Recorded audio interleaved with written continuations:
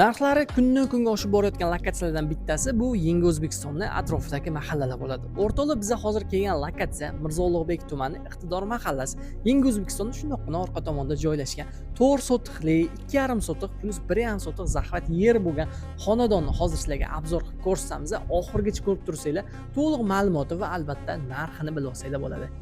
Mahallalarni ko'rishingiz mumkin o'rtoqlar. Gaz, svet, suv, kanalizatsiyadan hech qanaqa muammo bo'lmaydi. Katta yo'lgacha 200 metr bu yoq tomondan bo'lsa Yangi O'zbekiston bog'iga chiqib ketish. Ana endi sizlar bilan ichkarilarni ko'rib chiqamiz.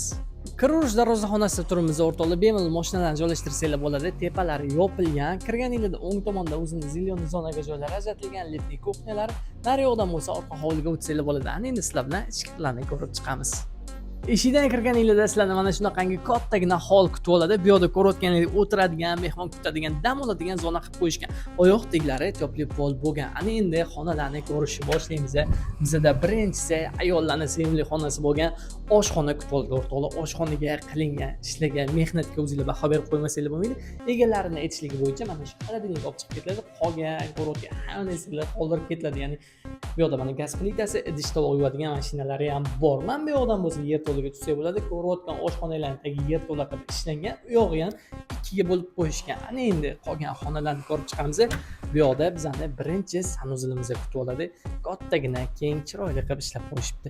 Mana bu yoqda bo'lsa yana bitta xonamiz bor. Bu yoqdan orqa hovliga chiqsak ham bo'ladi.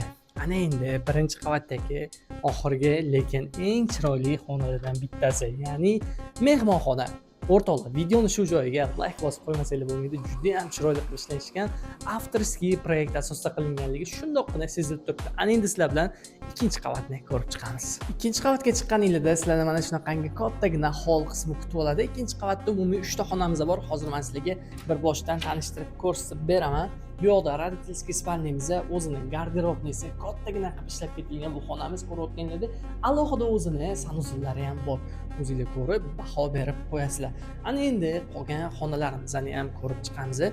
Bu yoqda bizani bolalar xonasi kutib oladi. Lekin bu bolalar xonamizda ham o'zining alohida garderobnisi va sanuzillari ishlab ketilgan.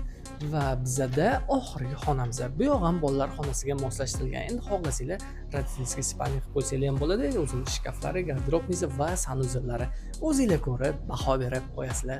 Videoni shu joyda yakunlaymiz o'rtoqlar. Uyni ko'ryapsizlar, o'zingizlar bitta baho berib qo'yinglar. Ham bir marta eslatib o'taman. Mirzo Ulug'bek tumani Iqtidor mahallasiga kelganmiz. Yangi O'zbekistonda shundoqqina orqa tomoni. O'rtoqlar, bu uyimizning egalari chet elga ko'chib ketishgan ekan, shu uchun srochni sotishyapti. 245 ming dollar narx belgilashdi. Tepasiga kelsanglar, kelishiladigan joylari bo'ladi. Raqam qoldiraman. To'g'ridan-to'g'ri murojaat qilasiz. O'rtada hech qanaqa makler bo'lmaydi. Sizlar bilan ko'rdik kanal bo'ldi. Bizdan uzoqlashmaydi.